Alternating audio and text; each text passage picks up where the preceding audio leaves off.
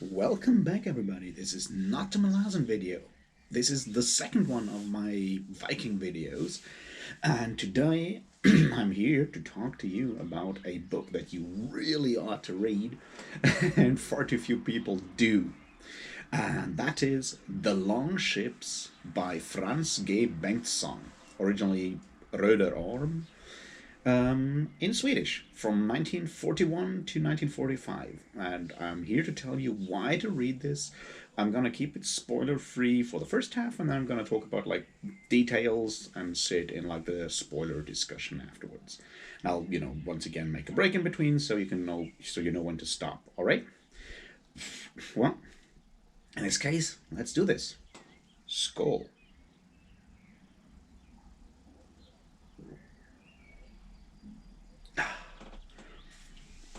So, I've known about this book for a long time. The reason why I've known about this book for a long time was that none other than one of my favorite authors, Michael Chabon, is a huge fan of it and wrote the introduction to the I don't know edition that I also have, and so I dumb as this may sound, I always came across it when looking for Michael Chabon books because he always shows up as an author with this one as well. So I looked into it and figured out that yeah, this sounds really good. I want to read this, and I figured now's the best time to do it.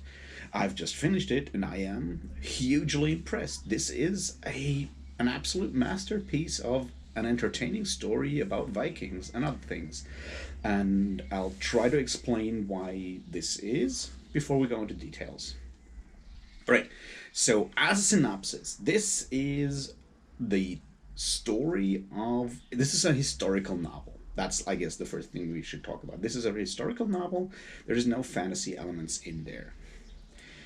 It takes place around the year 1000 Common Era, or AD as we used to say, and like shortly before, shortly after, in Sweden.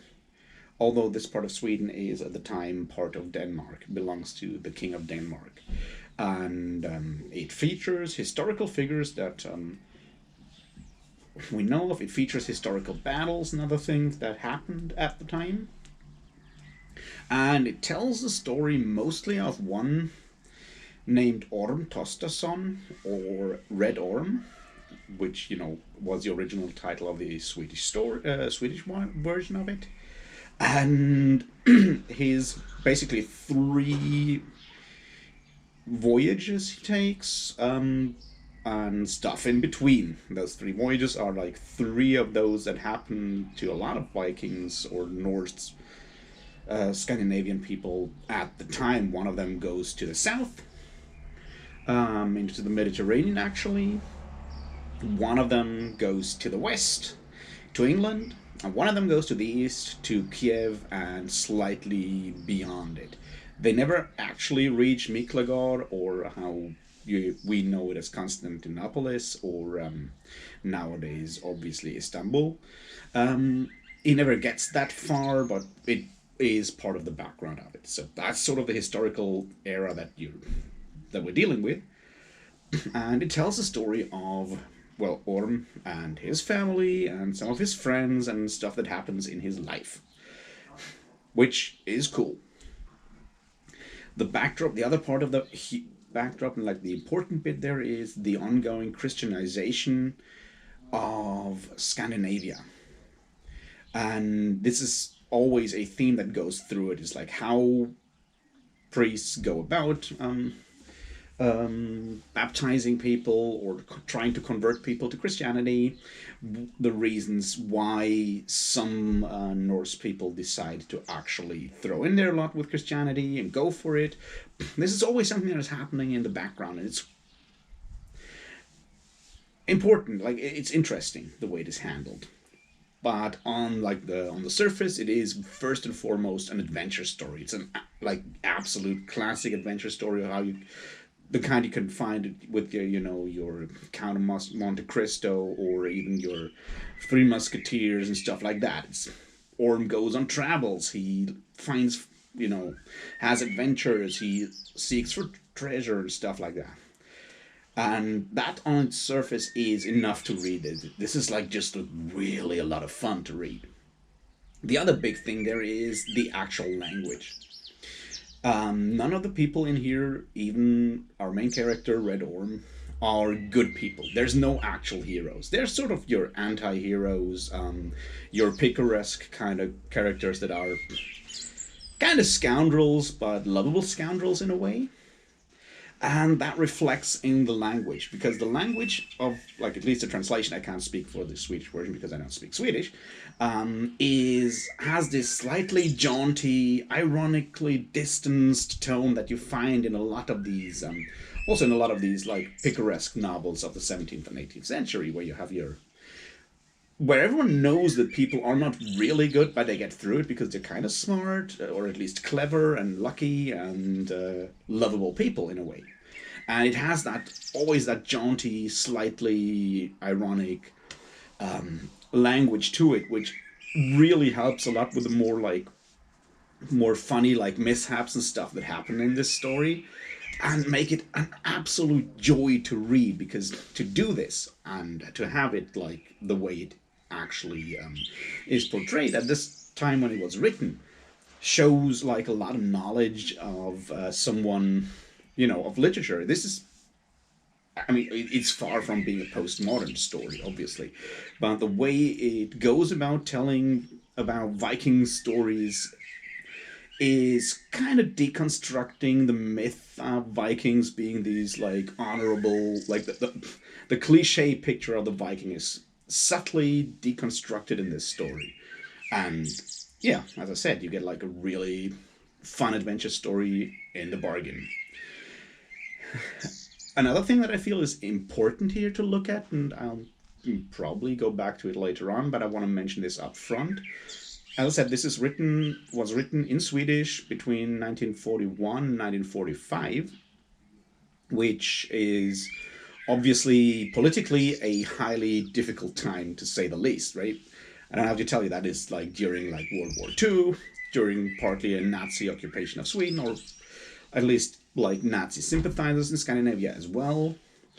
We don't need to talk too much about how the Nazis in Germany tried to, you know, claim some kind of northern heritage, which is obviously bullshit, but that's where we're going here. So this kind of story is also deconstructing a political myth that is very, very powerful at the time. One of those things that are really interesting here is that one of the positive, like, not a main character, but one of the recurring characters that is really positive in this area is a Jewish character to whom our Viking heroes are very, very, friendly. They're friends in a way. They help each other and so forth. It's a positive picture of a Jewish character engaging with Vikings, which, once again, in a Viking story from 1941 to 1945, written in Sweden, has a lot of impact, I guess, is what I'm trying to say here. But I don't want to get too deeply into this to, not go spoiler or anything. What I'm going to say, though, is that if you're interested in historical novels that don't take themselves too seriously, and you're interested in like Norse mythology and like Viking history or Norseman history, and you like adventure stories, you like your Three Musketeers kind of adventure stories, then this is an absolute must read for you. In his introduction, Michael Chabon said that it's like far too few people have like know of this book, and I have to agree with him. More people should know about this. More people should read this because it's a hell of a lot of fun. The way it deals with all kinds of religions, because we obviously also have Islam happening in this story. When our heroes come to like Muslim Spain at some point, the way it deals with religions, with like always this sly wink on of not taking it too seriously and stuff like that, it's glorious. It's a lot of fun. Our characters are all like believable in their way when you look at them like from a distance and all of that. You obviously won't find any current political, like, I don't know, it is like a 70-year-old book, so you can find like the treatment of stuff like slavery and stuff like that. It's non-critical, is what I'm saying here. That no one's critical of slavery depicted here because that's something that happened at the time you don't care about. So don't expect that. But if that's not something that bothers you, this is absolutely a book you really need to read because it is one of the best Viking stories I've ever read. That's, I'm not saying that much, but it's saying a bit, is what I'm trying to say here. All right, now that I've told you all of that, I'm gonna take a swig and then we're gonna go into like detailed discussion.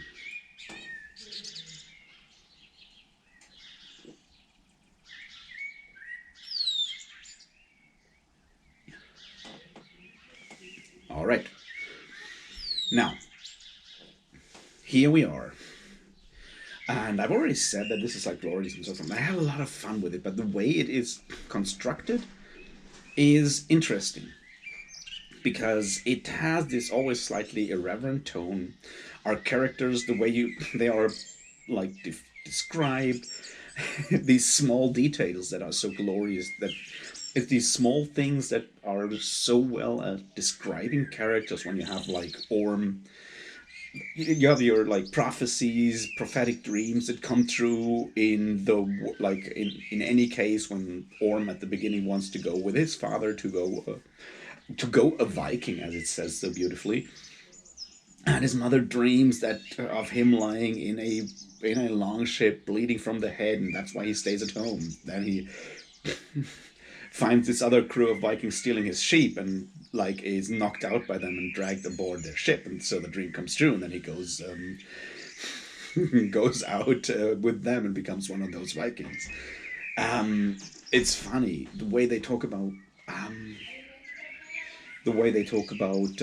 like poetry is one of those things that happen all the time because you have this like idea that if not all language, then at least the spirit of some of the sagas is like taken up by this. You have all these people trying to be poets, and everyone is trying to be the best poet and always speaking ill of everyone else who thinks of themselves as a poet. And it's that happens whether it is the people in Spain they meet or it is the Vikings themselves, and the logic they use. It's this subtly twisting all these things that could, if taken too seriously, become this like really pernicious idea of Vikings as super brave, tough warriors, honorable warriors, and stuff like that. Because they all think of themselves as that, but the stuff they do is still just going robbing and thieving most of the time. And then you have the priests trying to convert as many Scandinavians as possible, all the while really thinking they are all stupid barbarians and and should better burn in hell anyway, and using all these weird tricks to get them to convert. And the Vikings going like, maybe I'll have more luck if I convert to Christendom. Like, at least they don't forbid me to drink alcohol and eat pork like the people in like the Muslims in Spain forced us when we were fighting for them. And it's the way it is making so much fun of all these things that we tend, at least at the time when you go further back into like, I don't know, your 19th century historical novels, where stuff like that is taken super seriously. If I hope you've never read something like the German like Ein Kampf um Rom or something like that, or your Bulwer Lytton and stuff like that. Those people were taking history super seriously because they tried to, propagate some kind of subtly nationalistically motivated ideology or something like that. Is how I would say it in a way. And what Bengtsson does is he just goes and twists that around by just pointing out that those people are just humans. They're not very good humans, but they're trying their best to be, to come through all right. And that's sort of where they're going. That's like the maximum they have. And that's just that's just so glorious. And then you have all these situations which I love so much when they're meeting for for the team to discuss like things, and like they manage to solve everything peacefully, and then everyone is disappointed because normally there's a few like duels and fights, and there were no fights this time around, so it was like a really bad thing, which is, I don't know. I just love those facts, and I'm talking about like their Christmas feasts, when like their Yuletide feasts, when they just get drunk for like 4 or 5 days, and they're at the court of when they're at the court of King Harold Bluetooth, and his son Swen Forkbeard shows up, and he only shows up every because he hates his father, and he only shows up because he hopes that because during Christmas feasts or Yuletide feasts, because everyone drinks so much and eats so much, there's a high chance of old people dying, and he just hopes that his father dies during the Yuletide feast so he can then take over his kingdom. Which is, I don't know, it's just so much fun to see how irreverently, in a way, Bengtsson goes about like dismantling all these Viking myths in a way. And this is, I guess, sort of the point that I'm trying to make here in being more irreverent with them. He comes closer to like when you look at actual sagas and stuff like that, because people in there are also not exactly clean cut heroes, right? I mean, that goes back even to the like what we know of like the Eddas and Norse mythology. It's like no one in there comes out as like absolutely good or anything, and the way he and this idea of like Vikings as it is portrayed so often is a latter construction, and he so subtly and irreverently like takes it apart without just saying like everyone is an asshole, because those people are still like likable. They're just not perfect or anything like that. They're just more, people trying to trying to make their best out of life.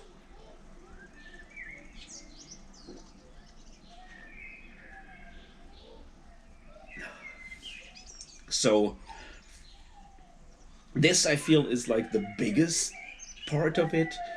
Then obviously the other thing that is important is it is masterfully told. You have these four parts of Orm's first voyage and Orm's second voyage, and then like that bit in between where he's just where we talk about or learn about him, moving and building his house and building his steading and getting all these things worked out, and about like actual country life. And there's a lot of like sort of details in there, which is cool.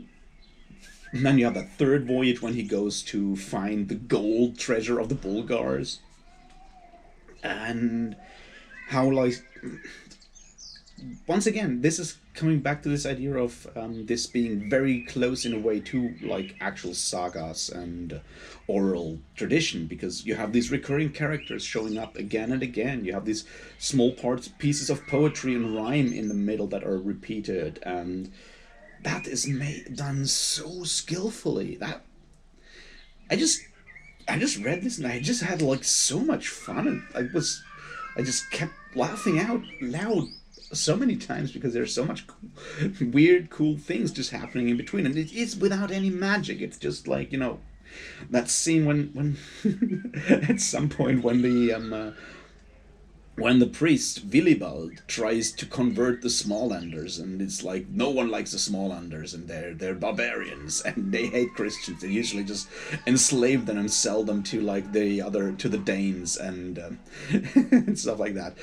And you have these and they just get, and then he just makes them all drunk, like slightly drunk, and then they have his like two Irish jesters that show up just luckily in time, and they then explain to them that they would love to perform for them, but they made a vow that they can only perform to a Christian audience, because everyone wants to see the jesters perform. They just decide to get baptized all right now on the spot to see the jesters, and then obviously not much comes of it in the end. But it's these like really interesting ideas, and Harold Bluetooth becoming a Christian because the priests know at least a little bit of healing, and so can help him with his like back pain and stuff. And that's how like the very, very practical nature of religious choices is something that comes through the entire story all the time. I've said it before that like the slow like progress or like spread of Christianity in Scandinavia is a huge theme here, and it very much is, and it's and what Bengtsson gets right is something that we often forget about, like in further like southern parts of Europe, and like to southern part of like that in like early medieval times and around the year 1000. Christianity is far from being the uniform monolithic thing that we think of it like nowadays, because it's like everyone sort of makes it up as they go along, and they mix their like pagan beliefs and rituals with it, and that's no problem for them. They just do that, and as long as they still show up on Sunday for mass once per month, they're like they still think of themselves as good Christians, because the idea of like a uniform church is not yet established. So that very pragmatic approach to religion comes across extremely well in this book. Apart from like all these like wonderfully euphemistic descriptions of what is basically just murder and robbery all the time. It's like, yeah, and then we just go there and we go a Viking, and then we come back with lots of plunder, and that just happens. And they do that to flee, the boredom of home, and it's this jaunty approach that I so appreciate it, because we don't know how things were back then, and I'd rather look at it with something of a wink and a nod and like make fun of it than build it up into this like huge epic whatever like story in a way, because if you make fun of it, it's far less likely to cause any ideological problems, because people can't really take those people as their idols and want to be like them. I mean, and even if they want to be like them, well, it will lead them to be